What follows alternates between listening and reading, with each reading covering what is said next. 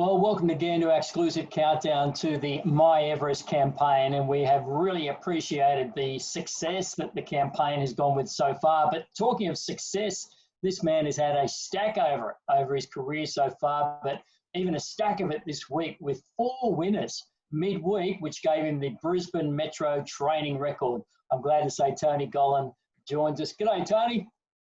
Good morning, TK. How are you? Or good afternoon, I should say. Extremely well, mate. Firstly, congratulations. Another record goes your way. Yeah, no, it was really good. We broke our own record of 90 with our first runner on Wednesday, and then we sort of kept the show running with another 3 after that. So it's been good. The season's not over yet. Hopefully we can extend on it and get past the magical 100 mark. That'd be a good feat. But it's been a good season, and hopefully we haven't finished yet with some Group 1 racing this Saturday. I can see you taking the helmet off and kissing the badge. Yeah, mate, something like that. Well, that's what my old partner Slats would have done, I can tell you that. Hey, mate, it's exciting times, Tony, not only for you and the stable, but also leading up to Stradbroke, JJ Atkins. It's a truly wonderful day on the racing carnival, but particularly there in Brisbane. And to have 2 chances in the JJ, 2 in the Stradbroke is great. Firstly, the JJ, mate, great effort to get 2 horses there. Yeah, it is. It's a good race, different race this year, isn't it? A mile back to the 1400. And if you look at the betting of the races, the Queenslanders dominate the race. So it's certainly a whole different feel for the JJ. It's good to get 2 runners in the race. I think we got a legitimate chance in it too. Not that one of ours isn't, but I think Isotope's a really good chance. And she's a smart filly, and probably a filly I earmarked pretty early in the season. That should be a nice filly for the winter, and it's good that it's worked out that way, and hopefully she can tick that Group 1 box on Saturday. Tony, that's the fascinating thing for the person who loves their racing, but they look at a horse like myself and they all just look great. When you looked at that, you said you earmarked this filly. Do you remember when you first saw Isotope as a filly, and what sort of catches your eye as far as a filly is concerned? Well, I remember seeing her as a yearling first and foremost down at the sales when John Foote, who was my bloodstock agent and the team we had go to the sales together, he selected her, and I had a look at her before we bought her, and I really quite liked her. And she's sort of a leggy, immature sort of filly, and I wasn't sure that she was a pre-Christmas type horse. But as we started doing our preparations with them as young horse, they come in and out and stuff like that. She always had this really good attitude, this really good action about her. And for a minute I thought, oh, gee, she might make it a Magic Millions filly this. And I started to do a little bit with her, and I certainly give her a little jump out, a little short jump out, and she had good ability right from the get-go. And then all of a sudden you could just see that physically she just wasn't coping. It was just the ground was a bit firm. It was, it's obviously summer here in Queensland, you have pretty firm tracks and pretty hot weather, and I could just see that she was just starting to struggle. So we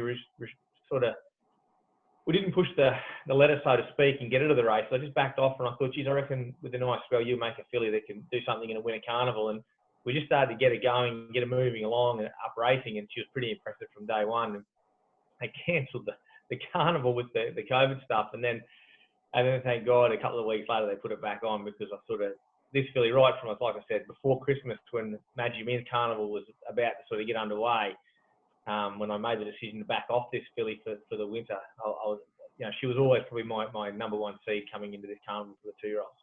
And if you saw Isotope as a yearling, and often, obviously the physical attributes caught your eye, but sometimes the fillies can be a little bit fizzy.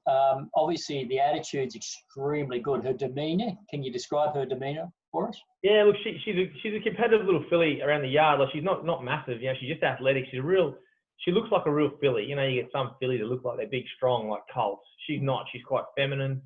She looks like a filly. She's very light on her feet. She's got a bit of attitude about it. Like, she thinks she's a little bit special. She's a bit cheeky. A lot of the fillies do have a bit of spunk about them. But otherwise, look, as far as training her and that, she's a really nice filly to train. She just does what you want. If you put her with a mate, she'll work with a mate. If you put her on her own, she'll do whatever you want to do. She's such a very clean-legged filly, good action on her, and she really is. If you wanted to pick a horse to train, you pick her to train. She's really quite straightforward. And I guess the other big thing when you're looking at something, a horse that you want to be competitive, is constitution. And she obviously has an extremely good constitution, but I guess they sort of tell you that, don't they? They do, and their constitution does change as they mature.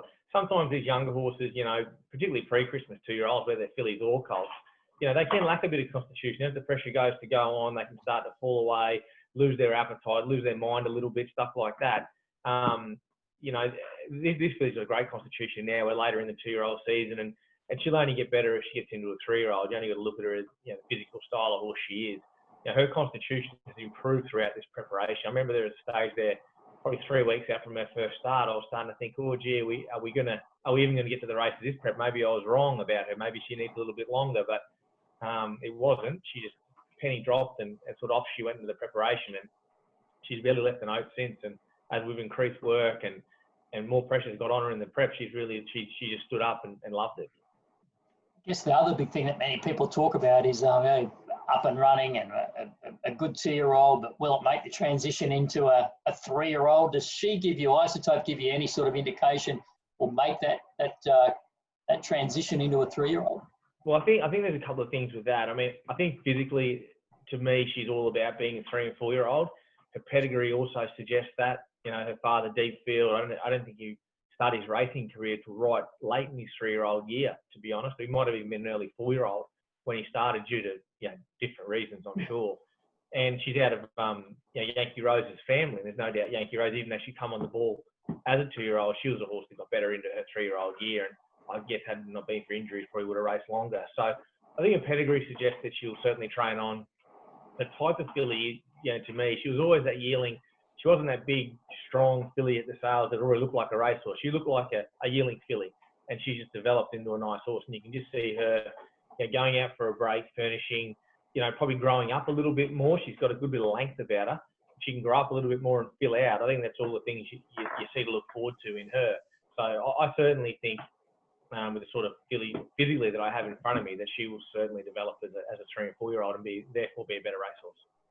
Lucky enough to be chatting with Tony Gollan. Tony, you know about the miEverest campaign where the My Runners, they've bought the slot in the Everest, so they're taking on all the Sporter Kings, so to speak, head on, and that's being divided up to 1,000 units. They're running off the shelves. It's been fantastic response, but we've got the panel together. So we've got Mark Orr, Ty Anglin, Lizzie Jelfs, and Daniel O'Sullivan, the form expert, to pick the Everest horse, the miEverest horse.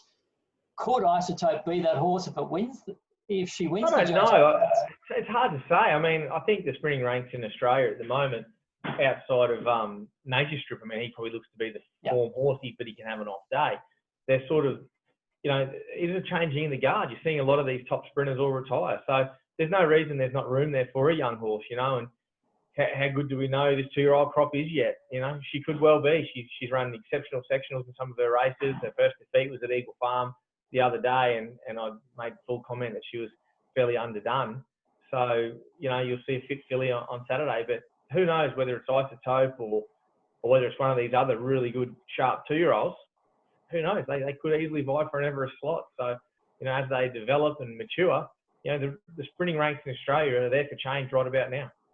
I'm sure they'll be getting a lot of advice, because if you're one of those lucky people who gets a spot in the 1,000 in the carve up, you actually get to have a vote as well and give that expert panel a little bit of a heads up. What about the 1,400? It's not easy for 2-year-olds, quite clearly.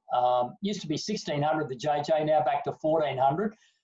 Is that a little bit of a problem? Because there's plenty of speed in this race. Yeah, I don't think it's a problem for her. I think she's pretty adaptable. She's got good speed. She can also take a sit. She's a very good lunged filly, good economical action on her. Like I said, and I spoke about her pedigree before, she's got a pedigree there of horses that can get out to a mile, probably even a mile and a quarter. So I don't think the distance will worry her at all. I guess you never really know till they go over it. I'll be a lot wiser post-race. But it's not something I've gone into the race, concerned about. She's coped with the workload, and she's a very, very fit horse. So I don't think it's an issue for her. The JJ Atkins is a great race, Tony, but I think, when you think about Queensland racing, you think about the Stradbroke, and you've got 2 chances there. The one-time favourite, really, in Vega 1, and also Outback Barbie. So how are those shaping up? Shaping up good. They've dropped Vega 1 off for his run the other day, and I just feel it was more sort of the position he got himself in, more so than the horse's fault. I think, if he can be ridden to his comfort zone with a bit of cover somewhere, I know his barrier makes it a little bit tricky, but I think Jimmy's had that ride on him now, Jimmy Byrne, that he probably had to have before the Stradbroke. And I can't see why. I mean, the horse is going great. I'm really happy with his preparation. It's been earmarked for this race. He won a ballot free to this race last November, December. I think December it was. So I've been able to really set my sights on the Stradbroke since then. It was sort of always a race I had in mind for him since last winter. So to be able to do that's made life a bit easier for me. I feel his preparation's gone faultless. And I can't, for me, obviously I'm a bit one-eyed. I can't understand the drift on him. I think he can run a hell of a race. Just needs a little bit of luck from the gate. Which is fantastic. Now, you've had a bit to do, obviously, with Lyrical Girl, which is my runner's horse, and micro ownership. Peter V'landys has come out and said micro ownership is the future of the sport. Are you a believer in it? Yeah, I am. I do. I certainly do think it is.